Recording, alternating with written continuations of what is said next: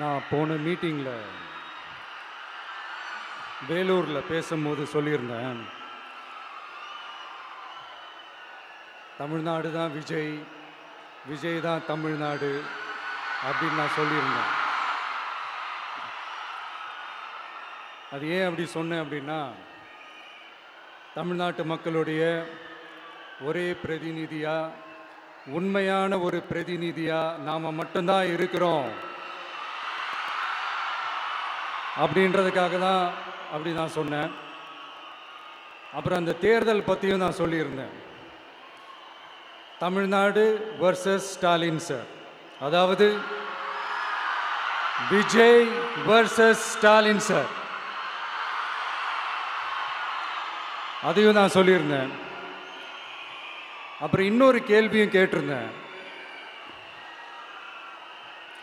இது தமிழ்நாடு சட்டசபைக்கான ஒரு தேர்தல், இதை ஏன் தமிழ்நாட்டுக்கும் டெல்லிக்குமான ஒரு எலெக்ஷன் சொல்கிறீங்க அப்படின்னு நான் கேட்டிருந்தேன். உடனே விஜய் பாஜகவுக்காக பேசுகிறாரு அப்படின்லாம் திருச்சி பேச ஆரம்பிச்சிட்டாங்க. அப்புறம் ரெகுலராக ஒன்று பண்ணுவாங்கல்ல, நம்மளுடைய சிறுபான்மை சகோதரர்களை பயமுறுத்தி ஒரு ஏமாத்து வேலை ஒன்று செய்வாங்கல்ல, அது இனிமே அவங்களால தொடர்ந்து செய்ய முடியாதுன்னு அவங்களுக்கு தெரிஞ்சு போச்சு. அதனால தான் நான் என்ன பேசினாலும் அதை திருச்சி பேசுறது, அந்த தில்லு முள்ளு வேலைகள்லாம் அவங்க செய்ய ஆரம்பிச்சிட்டாங்க. சென்னையில் டெல்லின்னு கூவுறதும், அடிக்கிற கொள்ளைக்கு ரைடு வந்துட்டா டெல்லிக்கு வெள்ளை கொடை பிடிக்கிறதும்,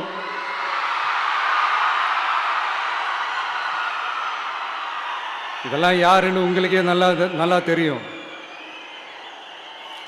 தமிழ்நாட்டை காப்பாற்றுறது திமுக தான், தமிழ்நாட்டை பிழைக்க வைக்கிறது திமுக தான், இதெல்லாமே பண்ணுறது திமுக தான், ஸ்டாலின் சார் தான். இதெல்லாம் ஒர்க் அவுட்டே ஆகாது பாஸ்.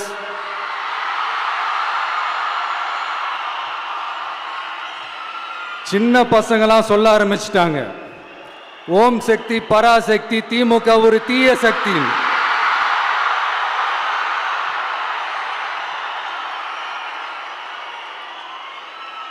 அதனால் இந்த தமிழ்நாடு இன்னொன்று வேற ஒன்று சொல்கிறாங்க. அது என்னடானா, தமிழ்நாட்டு அணி டெல்லி அணியா.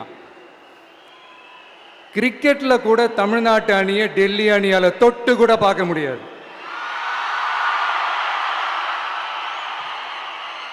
அப்படி இருக்கும்போது கிரிக்கெட்லையும் விசில போடுறது தமிழ்நாடு தான், சிஎஸ்கே.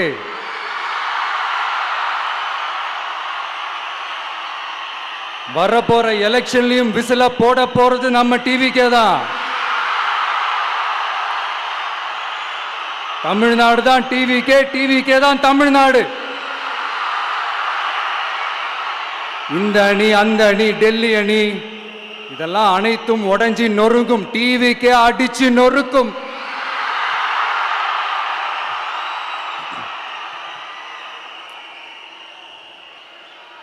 எனக்கும் என்னுடைய மக்களுக்கும் நடுவில் வேற யாராலையும் உள்ள நுழையவே முடியாது. இது ஒரு அம்மா பையன் உறவு, அப்பா புள்ள உறவு, அண்ணன் தங்கச்சி உறவு, அண்ணன் தம்பி உறவு, அக்கா தம்பி உறவு. இது சும்மா ஒரு எலெக்ஷனுக்கு வந்த உறவு அப்படின்னு நினைச்சிடாதீங்க. இது இயற்கையாகவே அமைஞ்ச உறவு. இது எவ்வளோ டீப்பான உறவுன்றது நான் உணர்ந்திருக்கிறேன். அதே மாதிரி நம்ம தமிழ்நாடு மக்களும் இதை உணர்ந்து இருக்கிறாங்க. இன்னும் சிம்பிளா சொல்லணும்னா, மற்றவங்களுக்கு வேணா இது எலெக்ஷன், ஆனா எனக்கும் என்ன நேசிக்கிற மக்களுக்கும் இட் இஸ் an emotion.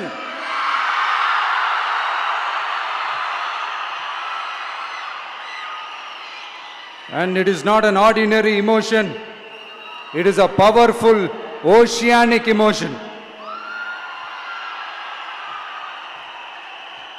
இப்படி இருக்கும்போது வீட்டுக்கு வீடு விஜய், தமிழ்நாட்டுக்காக விஜய், வெற்றி பேரணியில் தமிழ்நாடு, இதெல்லாமே 100% இந்த எலெக்ஷன்ல அது ப்ரூவ் ஆகும்.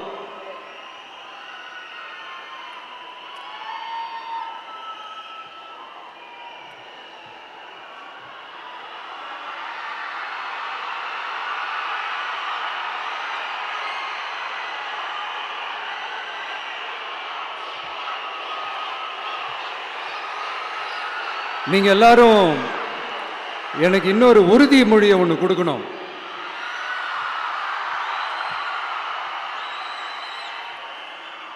ஊழலற்ற உண்மையான சமூக நீதியை நிலைநாட்ட நம்ம ஆட்சியை அமைப்பீங்க தானே? உங்களை தான் கேட்கிறேன், நம்ம ஆட்சியை அமைப்பீங்க தானே?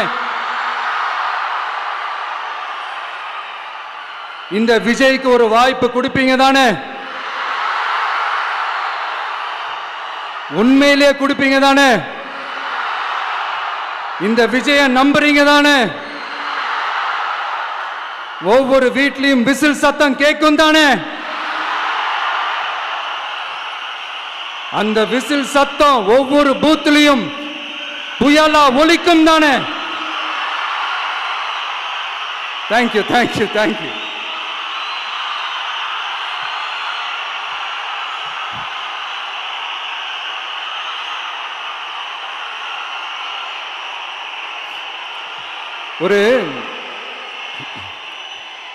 ஒரு டாக்டர் இருக்காருன்னா நாம் எப்போ அவரை பற்றி யோசிப்போம்? இப்போ நமக்கு ஏதாவது உடம்பு சரியில்லை அப்படின்னா அவரை யோசிப்போம், அவர் ஞாபகம் வரும். அது மாதிரி நமக்கு ஏதாவது ஒரு பிரச்சனை அப்படின்னா ஒரு வக்கீலை தேடிப்போம், அவர் ஞாபகத்துக்கு வருவார். இது மனித இயல்பு. அந்தந்த பிரச்சனை வரும்போது நம்ம அவங்கவுங்கள தேடி போவோம். ஆனால் ஆன் அ டெய்லி பேசிஸ் நம்ம சும்மா சாப்பிடும் போது கூட நம்மளை அறியாமல் ஒருத்தவங்களை பற்றி நினைப்போம், நம்மளை அறியாமல் அவங்களுக்கு நாம் நன்றி சொல்லுவோம். அந்த மதிப்பிற்குரிய அந்த மனிதர்கள் வேற யாரும் இல்லை, விவசாயி, விவசாயி, விவசாயி.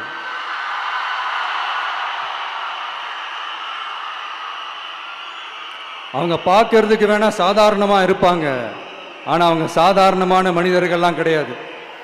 இந்த உலகத்தையும் மனிதர்களையும் படைச்சது கடவுள்னு சொல்லுவாங்க, ஆனால் அந்த கடவுளுக்கே படையல் போடுற உயர்ந்த மனிதர்கள் தான் நம்ம விவசாயிகள். இந்த பூமியில உயிர் இருக்குது, இந்த பூமியில பூ பூக்கும், காய் காய்க்கும், பூத்து குலுங்கும்னு இந்த பூமியை அழகா காட்டி இந்த பூமியை சாமி ஆக்கிறதுல இயற்கையோட சேர்ந்து நம்ம விவசாயிகளுக்கும் ஒரு முக்கிய பங்கு ஒன்று இருக்குது. அதனால நான் ஏதோ ஓவரா ஏதோ சொல்றேன்னு நினைக்காதீங்க. எனக்கு இந்த அடுத்த ஜென்மம் மறுபிறவியை பற்றியெல்லாம் எனக்கு தெரியாது. அது உண்மை அப்படின்னா அடுத்த ஜென்மத்தில் நான் ஒரு விவசாயி குடும்பத்தில் பிறக்கணும்னு ஆசைப்படுறேன்.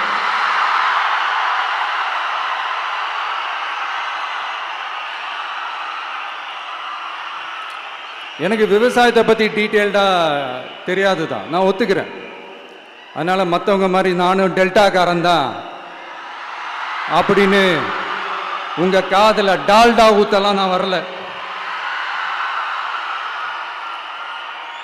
எனக்கு விவசாயத்தை பற்றி டீட்டெயில்டாக தெரியலனா கூட அவங்க படுற கஷ்டங்களை பற்றி எனக்கு நல்லாவே தெரியும்.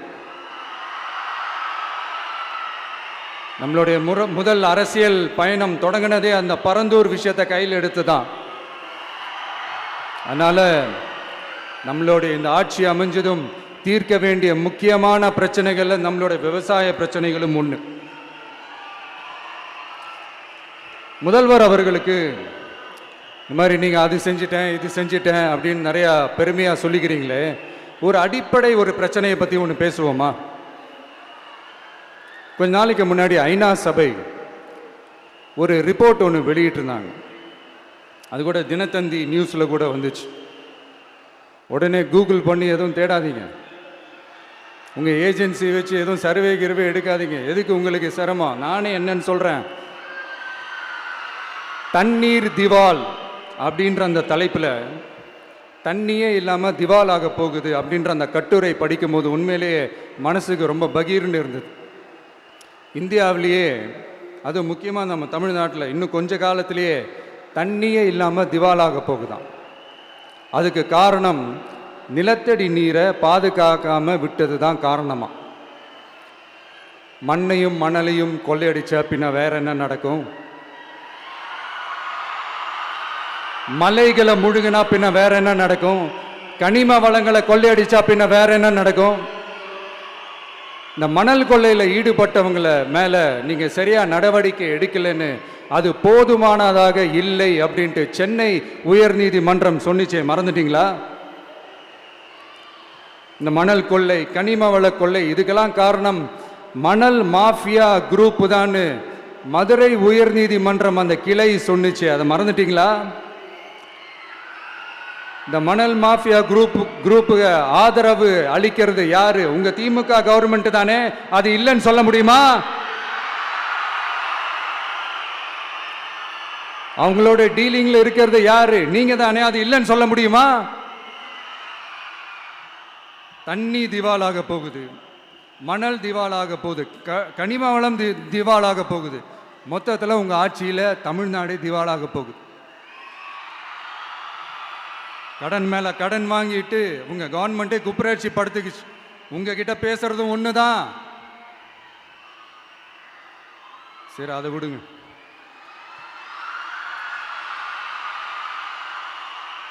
நம்ம விவசாயிகள் கஷ்டப்பட்டு விளைய வச்ச அந்த நெல்லெல்லாம் மழையில் நனைஞ்சி வீணா போச்சே. டெல்டாக்காரன்னு சொல்லிக்கிற நீங்க அதை எதாவது கவனிச்சிங்களா? அவங்களுடைய போராட்டம் எதுக்காவது கூட போய் நின்றுக்கிறீங்களா? கூண்டாஸில் மட்டும் போடுவீங்க. இதானே உங்களுடைய அந்த சாதனை. பரந்தூர் பிரச்சனை, உங்களுடைய உண்மையான நிலைப்பாடு என்ன? மேல்மா விஷயத்தில் உங்களோட உண்மையான நிலைப்பாடு என்ன? தமிழகத்தில் இருக்கிற எல்லா ஆறுகளையும் இணைப்போம், இந்தியாவிலேயே நாங்கள் தான் அதை பற்றி ஃபஸ்ட்டு யோசித்தோம் அப்படின்னு பெருமையாக சொல்லிக்கிற இந்த திமுக கவர்மெண்ட் அவங்களுடைய நாக் என்னன்னு சொல்லவா?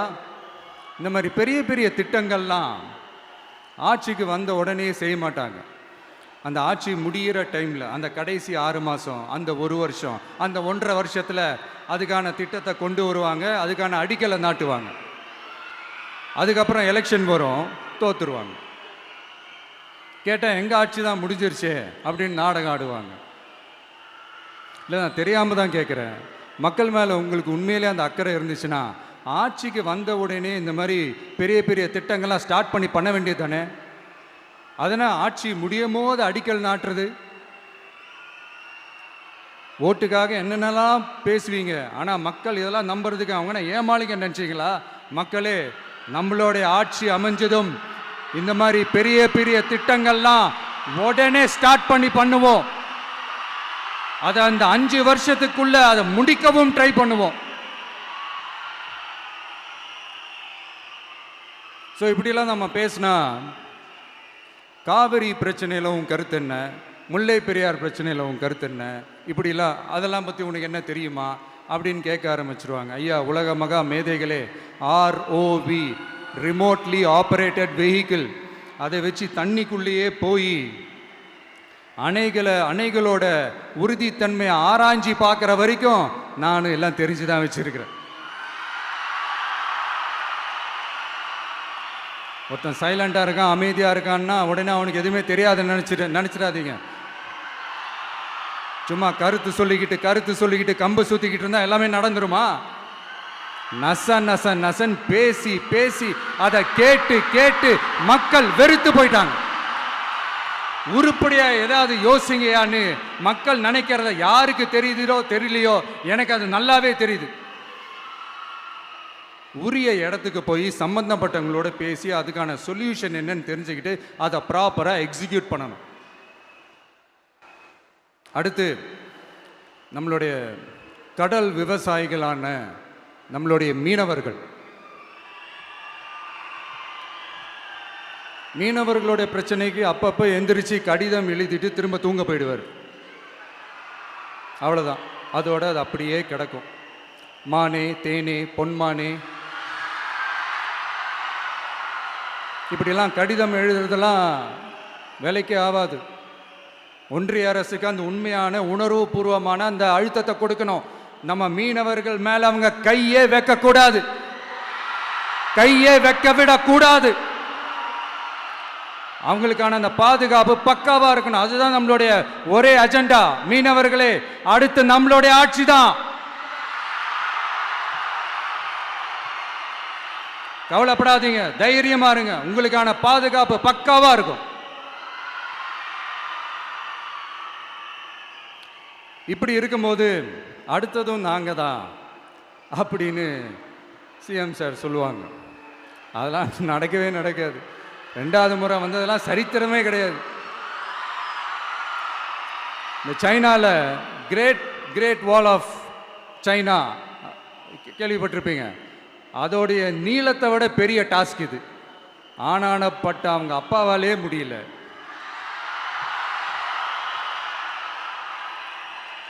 நான் முன்னாடியே சொன்ன மாதிரி உரிய இடத்துக்கு போய் சம்மந்தப்பட்டவங்களோட பேசி அதுக்கான சொல்யூஷன் என்னன்னு தெரிஞ்சுக்கிட்டு அதை எக்ஸிக்யூட் பண்ணுறது தான் ஒரு தெளிவான அரசியல். சும்மா ஆறுதல் சொல்கிறதெல்லாம் தெளிவான அரசியல்லாம் கிடையாது. அதெல்லாம் ஒரு ஹம்பக் அரசியல். அரசியலுக்கு வந்துட்டா கலெக்ஷன் பார்க்கலாம் அப்படின்றதெல்லாம் அரசியல் கிடையாது. உண்மையிலே மக்களுக்கான அந்த உழைப்பு இருக்கணும். அதனால தான் நாம் அரசியலுக்கு வந்திருக்கிறோம். இது எதிரிங்களுக்கு நல்லாவே தெரியும். அதனால தான் நம்மளை சுற்றி அத்தனை சதிகள். அதில் முக்கியமான சதி என்ன தெரியுமா? ஏய் இதை பாரு, ஒன்று நீ இல்லைனா நான் இல்லைனா நீ இல்லைனா நான். நமக்குள்ள வேற எவனும் நடுவில் வந்துடக்கூடாது. நாம 2 பேரால மட்டும்தான் மக்களை ஈஸியா ஏமாற்ற முடியும். இந்த விஜய் வந்ததுனால நமக்கு பொழப்பே போச்சு. மக்கள் வேற அவனை தான் நம்புறாங்க.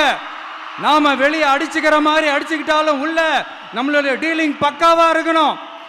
மக்களோட ஃபீலிங்ஸை பற்றிலாம் நமக்கு கவலை இல்லை. நமக்கு டீலிங் தான் முக்கியம். மாற்றி மாற்றி ஆட்சிக்கு வந்துடலாம்னு நினைச்சோம். ஆனால் அது நடக்காது போல் இருக்கு. அதனால நீ என்ன பண்ற?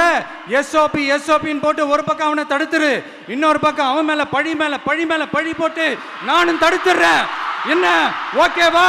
டீலிங் ஓகேவா? ஓவர்.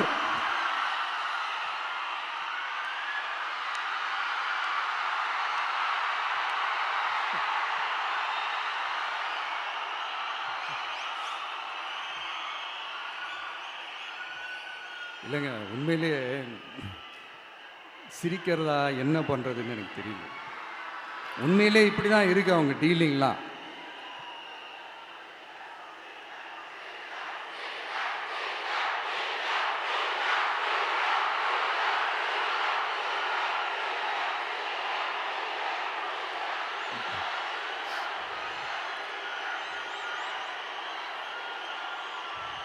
இப்படி பழி மேலே பழி போட்டு கரூரில் ஆரம்பித்து நம்ம ஜனநாயகன் படம் ரிலீஸ் வரைக்கும். ஆனால் அந்த ரிலீஸ் பிரச்சனையில் நிறைய பேர் குரல் கொடுத்தாங்க. முக்கியமாக நம்மளுடைய முதல்வர் அவர்கள் கூட பூசி மொழிகி பட்டும் படாமல் குரல் கொடுத்தாங்க. But what ever it is, குரல் கொடுத்த அவங்களுக்கும் மற்றவங்க எல்லாருக்கும் இந்த நேரத்தில் என்னுடைய நன்றியை தெரிவிச்சுக்கிறேன். இப்படி நாம் வெளிப்படையாக பேசுறதுனால சிஎம் சாரோட மனநிலை இப்போ எப்படி இருக்கும் தெரியுமா? ஏற்கனவே கட்சிக்காரங்க தொல்லை தாங்க முடியல, தூங்க விட மாட்டேறாங்க. இந்த விஜயம் வந்து தூங்க விட மாட்டான். நம்ம பாட்டுக்கு ஹைவேல சைக்கிளில் சோலாவா போலான்னு நினைச்சோம். இவன் நாடானா மக்கள் சக்தியோட வந்துட்டு இருக்கான். இவன் தான் கேள்வி கேட்கறான்னு பார்த்தா மக்களையும் கேள்வி கேட்க வைக்கிறான். 1000 ரூபாய் கொடுத்துட்டு இருந்தோம், 5000 ரூபாய் கொடுத்து ஏமாத்தலான்னு பார்த்தா அதையும் கேள்வி கேட்க வைக்கிறான். விசில் சத்தம் வேற விண்ண முட்டுது.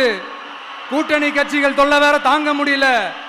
இவன் பண்ற பிரச்சாரத்தையாத்த முடக்கலான்னு பார்த்தா அப்பவும் மக்கள் அவன் பின்னாடி தான் நிக்கிறாங்க. என்ன பண்றது ஏது பண்றதுன்னு தெரியாத ஒரு மனநிலையில இருப்பாரு. ஆனா சார், நீங்க இந்த விஜயம் முடக்கலாம். ஆனா ஒவ்வொரு வீட்டில் இருக்கிற ஒவ்வொரு விஜயையும் உங்களால முடக்கவே முடியாது.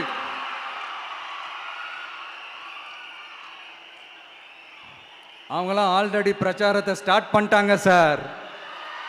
வீட்லயே குடும்பமா இறங்குவாங்க பாருங்க பிரச்சாரத்துக்கு. அப்ப உங்களால மட்டும் இல்ல, எந்த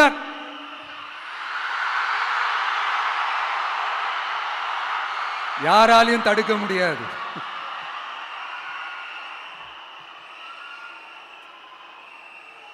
நம்ம டவுன் சவுத்தில் ஒரு ஊரில் உங்க அப்பாவுக்கு வெங்கல சிலை வைக்கணும்னு ட்ரை பண்ணீங்கல்ல, அதுக்கு சுப்ரீம் கோர்ட் என்ன சொன்னாங்க?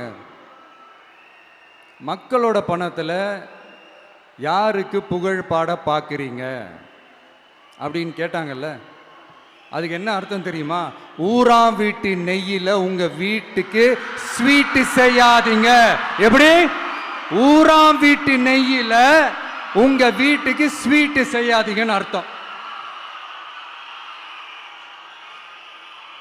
மக்களோட ஒரு அடிப்படை வாழ்வாதாரத்துக்கு ஏதாவது பிரச்சனைக்குன்னு கேட்டா நிதி சுமைன்னு சொல்றீங்க. செல வைக்கிறதுக்கு மட்டும் எங்கிருந்து சார் காசு வருது?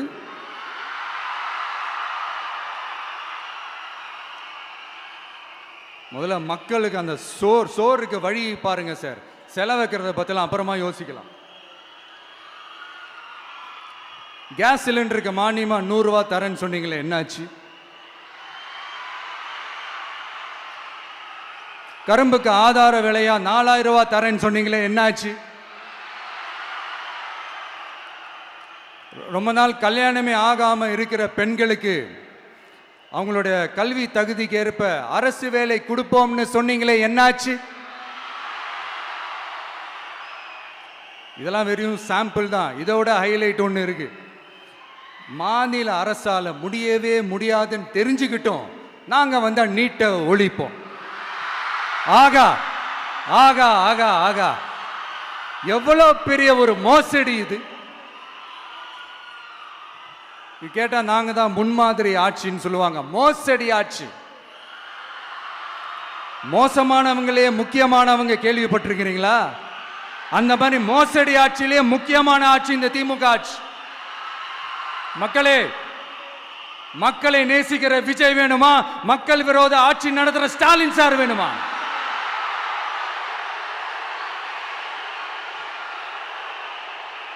இந்த விஜய் நம்புறீங்களா, ஸ்டாலின் சார் நம்புறீங்களா?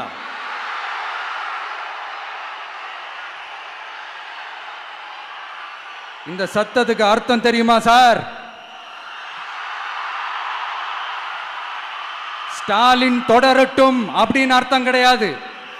தீய சக்தி திமுக ஆட்சி மறையட்டும், தூய சக்தி டிவிக்கு ஆட்சி வரட்டும். நானும் உதிக்கட்டும்னு சொல்லாம்னு நினைச்சேன், பார்த்தா அதை வேற திருச்சி பேச ஆரம்பிச்சிருவாங்க.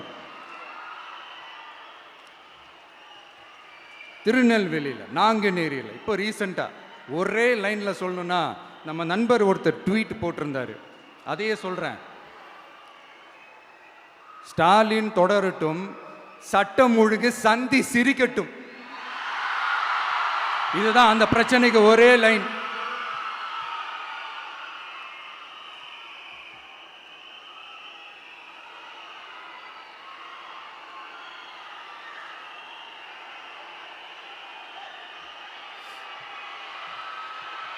மக்களே, காஞ்சிபுரத்தில், வேலூரில் எல்லாம் நம்மளோட விஷனை பற்றி சொன்னோம் இல்லையா? அதே மாதிரி இங்கேயும் சில விஷன்ஸை சொல்லணும். இது மற்றவங்க மாதிரி தேர்தல் வாக்குறுதின்னு சொல்லி ஏமாத்துறது கிடையாது. நம்மளை நம்புகிற மக்களுக்கு நம்பிக்கை தர்றது.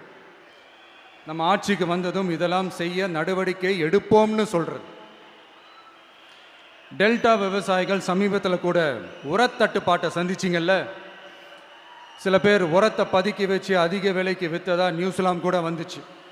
நம்ம டிவிக்கு ஆட்சி வந்ததும் உரத்தட்டுப்பாடு இல்லாமல் பார்த்துக்குவோம். 5 ஏக்கர் வரை நிலமுள்ள விவசாயிகள் வேளாண் கூட்டுறவு வங்கிகளில் வாங்கிய பயிர் கடன் முழுமையாக ரத்து செய்வதற்கும், 5 ஏக்கருக்கு மேல் உள்ள விவசாயிகள் வேளாண் கூட்டுறவு வங்கிகளில் வாங்கிய பயிர்க்கடன் 50% வரை ரத்து செய்வதற்கான சாத்திய கூறுகளை ஆராய்ந்து உறுதியாக நடவடிக்கை எடுப்போம். திமுக மாதிரி எல்லாருக்கும்னு சொல்லிட்டு அதுல தகுதி ஃபிக்ஸ் பண்ணி பாகுபாடு காட்டி ஏமாற்ற மாட்டோம். எல்லாத்தையும் வெளிப்படையாக சொல்லுவோம். 2 ஏக்கர் வரை நிலமுள்ள விவசாயிகள் மற்றும் நிலமற்றவர்கள் குடும்பத்தில் யாரும் மாநில மற்றும் ஒன்றிய அரசு ஊழியராக இல்லாமல் இருக்கும் பட்சத்தில் அவர்களின் குழந்தைகளின் பொறியியல் மற்றும் மருத்துவம் உள்ளிட்ட தொழிற்கல்வி முதல் அனைத்து வகை படிப்புகளுக்குமான முழு செலவையும் அரசே ஏற்கும்.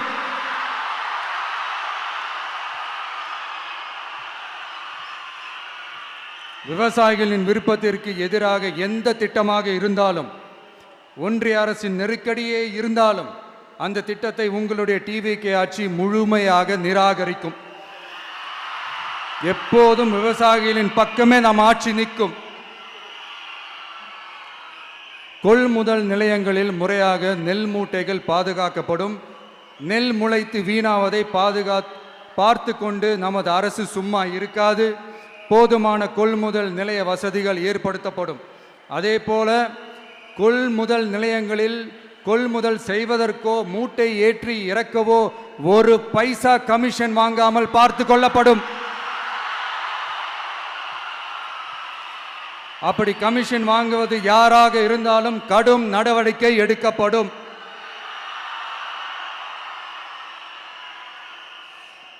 ஐநூறு ரேஷன் கார்டுகளுக்கு ஒரு ரேஷன் கடை என்ற வரையறை நிர்ணயிக்கப்படும். கிராமங்களிலும் எடையாளர் நியமிக்கப்படுவார்.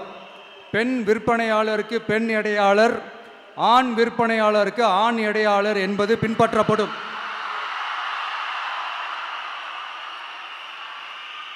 ரேஷன் கடைகளில் அரிசி தவிர அனைத்து பொருள்களும் பாக்கெட் செய்து விநியோகிக்கப்படும்.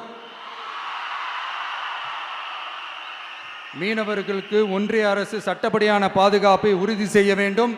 அதற்கான உண்மையான உணர்வுபூர்வமான அழுத்தத்தை ஒன்றிய அரசுக்கு நமது டிவிக்கு அரசு கொடுக்கும். நான் மீண்டும் சொல்றேன், கல்வி, மருத்துவம், ரேஷன், குடிநீர், சாலை வசதி, பஸ் வசதி, இது மாதிரி அடிப்படை விஷயங்களுக்காகத்தான் நம் அரசு முதல்ல முக்கியத்துவம் கொடுக்கும். எனக்கு நம்மளோட குழந்தைகள், நம்ம பெண்கள், நம்ம இளைஞர்கள் லைஃபுக்கு முன்னுரிமை கொடுக்கணும். அரசு வேலை வாய்ப்புகள் மட்டும் இல்லாம தனியார் வேலை வாய்ப்புகளுக்கான வழியையும் உத்தரவாதத்தையும் உருவாக்கணும். அப்படி நாம் உருவாக்கிட்டாலே அவங்களுக்கான ரூட்டை நம்ம இளைஞர்கள் அவங்களே தேர்ந்தெடுத்துப்பாங்க. இத்தனை கோடி அத்தனை கோடி ஒப்பந்தம்னு சொல்லி விளம்பரம் மட்டும் செய்யாம உண்மையான ஒப்பந்தம் போட்டு வெள்ளை அறிக்கை வெளியிட்டு அதை செயல்படுத்தினாலே போதும், எல்லாம் தன்னாலே நடக்கும். இங்க என்னனையும் சொல்ல நினைக்கிறேன், இங்க அடுத்து நாங்க தான் நெஞ்ச நிமித்திரி கூவுற யாராச்சும் நாங்க ஊழலே செய்யாதவங்கன்னோ ஊழல் செய்யவே மாட்டோம்னோ நெஞ்ச தொட்டு மனசாட்சியோட சொல்ல முடியுமா? ஆனா நாம இன்னைக்கு இல்ல, ஆட்சிக்கு வந்ததுக்கு அப்புறமும் ஓப்பனா தில்லா கட்ஸா சொல்லுவோம், ஊழல் லஞ்சம் இல்லாத ஒரு ஆட்சியை கொடுக்க உண்மையா ட்ரை பண்ணாலே போதும், எல்லாம் தன்னாலே நல்லா நடக்கும். எல்லாரும் கொஞ்சம் கை இப்படி வைங்களேன். எங்க ஓட்டு எங்க உரிமை, எங்களை யாரும் விலைக்கு வாங்க முடியாது. எங்க ஓட்டு விசில் சின்னத்துக்கு தான். யாரையும் நம்பி ஏமாற மாட்டோம். எங்க வார்த்தையிலிருந்து மாற மாட்டோம். இது நிஜம். தேங்க்யூ.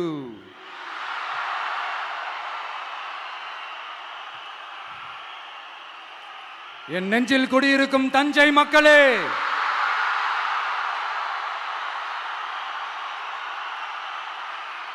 என் நெஞ்சில் குடியிருக்கும் வேலூர் மக்களே, வேலூர்ல இதை நான் சொல்ல மறந்துட்டேன், சாரி. உங்களுக்காக இங்க நான் சொல்றேன், உங்களோட நான் இருக்கேன், நம்மளோட நம்ம மக்கள் இருக்கிறாங்க. இதுக்கு மேல என்ன வேணும்? கான்பிடென்ட்டா இருங்க, நல்லதே நடக்கும், வெற்றி நிச்சயம். மீண்டும் சந்திக்கும் வரை நன்றி, வணக்கம்.